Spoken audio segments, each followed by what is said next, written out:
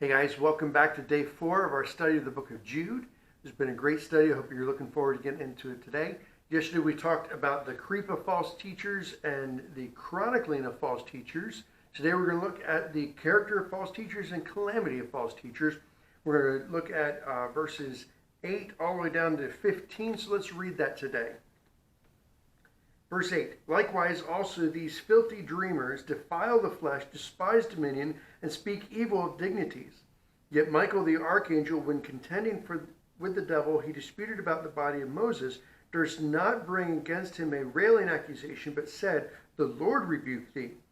But these speak evil of things which they know not. But what they know naturally as brute beasts, in those things they corrupt themselves. Woe unto them, for they have gone in the way of Cain, and ran greedily after the error of Balaam for reward, and perished in the gainsaying of Korah. Verse 12, these are spots in your feast of charity, when they feast with you, feeding themselves without fear. Clouds they are without water, carried about of winds, trees whose fruit withereth without fruit, twice dead, plucked up by the roots. Raging waves of the sea, foaming out their own shame, wandering stars, to whom is reserved the blackness of darkness forever. Verse 14, and Enoch also, the seventh from Adam, prophesied of these, saying, behold, the Lord cometh with 10,000 of his saints, to execute judgment upon all, and to convince all that are ungodly among them of all their ungodly deeds which they have ungodly committed, and of all their hard speeches which ungodly sinners have spoken against him. These are murmurers, complainers, walking after their own lusts, and their mouth speaketh great swelling words, having men's persons in admiration because of advantage. So there's two parts here. We're going to look first at the character of false teachers in verse 8 to 13. Now I love reading through this section because Jude waxes poetic about these guys. He gets very descriptive, uses some great analogies. And let's look at these. We've got a list under here. We see that first they are filthy dreamers in verse 8. We see that they are also fleshly defilers in verse 8. Their fury is towards dominion in verse 8 as well. And that they flay dignities in verse 8. I mean, that's just right there. They're filthy dreamers, fleshly defilers. Their fury is towards dominion, and they flay dignities. They speak evil of them. They have nothing good to talk about them. We see also in verse 10 that they are fiendish defamers. Verse 10, but these speak evil of those things which they know not. They don't even know these things. They talk bad about them. And even what they do know, being as the brute beast, just by nature they know, in those things they corrupt themselves. Verse 11, they follow after disobedience. We see three characters here mentioned. They have gone in the way of Cain. They are murderers. They are angry and they kill. And that's Cain. He was the first murderer in the Bible, who, because his sacrifice was rejected by God, but his brother's was, he went and killed his brother. We see they ran greedily after the error of Balaam for reward. Balaam was hired. He took money to do nothing but to curse the children of Israel. And you guys know the story of that, how even this donkey knew he was in the wrong and rebuked him. He said, I'm not going farther forward because there's an angel here about to kill you. I'm not doing that to you, Balaam. And then we see also they perished in the gainsaying of Korah. Now that is Korah from the Old Testament in Numbers chapter 16, when he comes to Moses and says, hey, I've got 250 guys with me and some other people as well, and we think, Moses, that you're in the wrong. We need to be in the place of Aaron. We're not following after you. We're going to serve God. And they say, all the congregation is holy. We can come straight to God. We don't need Aaron and his lineage for priests. We can be our own priests. And Moses says, okay, fine. We're going to deal with this tomorrow. God's going to pick the one who he wants to be the priest and decide whether or not you're in the right. And you guys know the story. God said, hey, get everybody away from Korah and his people. And the earth opened up and they fell down in the pit, and he swallowed them up and closed back up, and they died that day. That's Korah. These are the people that they're following after.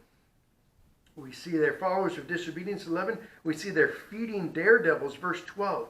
These are spots in your feasts of charity when they feast with you, feeding themselves without fear. Now, in the New Testament church in the first century, what they would do is they would have communion as the Lord's table. But before that, they would have a feast of charity, a love feast, they would call it, where those who were poor and not able to have food on a regular basis could come and be fed here by the church, by those who were wealthy enough to be able to provide for them in the church.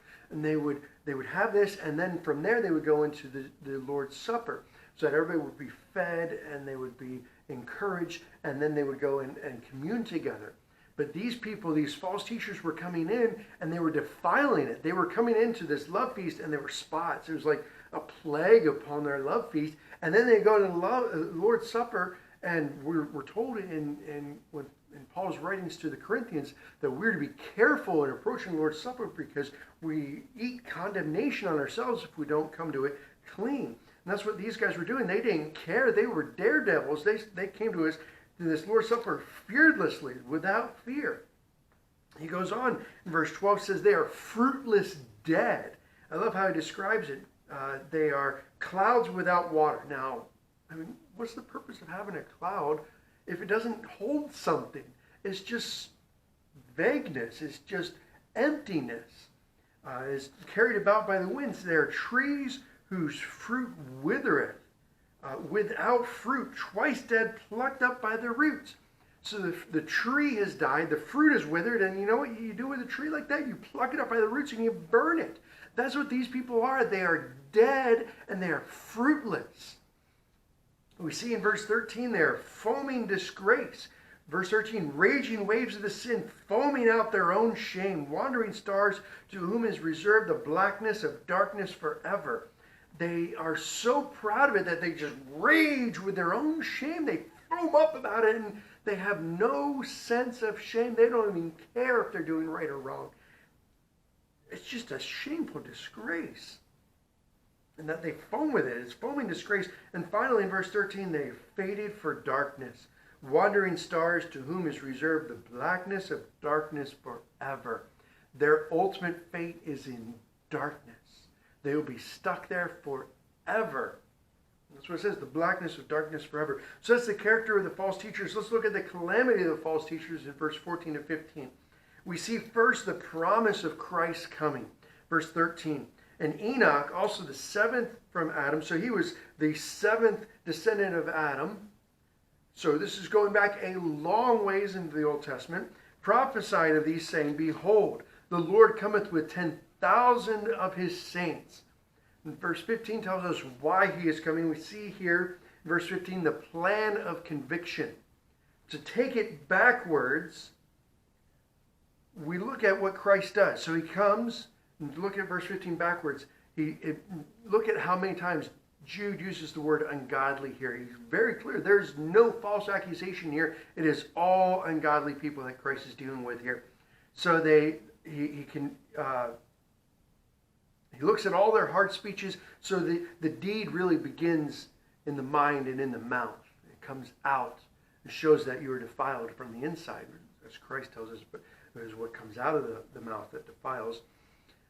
We see here that is their speech that leads to their committing their ungodly deeds, which leads to their conviction. That's what it means there, to convince all that are ungodly among them of their ungodly deeds. He convicts them of their ungodly deeds, and finally to execute judgment upon all of them. There is a certainty here. Christ is coming. It's the promise of coming. It is the plan of conviction. Christ has his plan here. He's like, look, nobody's escaping this. Everyone who is ungodly with their speech, with their actions, with their deeds, with their convictions will be executed judgment against them. That is what is happening to them. And then we see the practice of criminals in verse 16. Verse 16, he describes them again. These are murmurers, complainers, walking after their own lusts, with their mouths speaking great swelling words. They're using flattery, having men's persons in admiration because of advantage. They use flattery to get ahead in life, to get advantage over people. This is what he's talking about. These are the ungodly men that will have judgment executed upon them. And it's no different than these false teachers. This is who we are to be contending against earnestly in the faith. So make sure you are on guard against these false teachers that come in, try to sneak in unawares in the church, and be on guard against them and fight against them, contend against them with the truth of the gospel, earnestly contending for the faith. That's your charge for today. We'll get back into this tomorrow with looking at the calamity of the false teachers and the charge to follow truth. Will be tomorrow. Hope you guys have a great rest of your day. We'll see you then.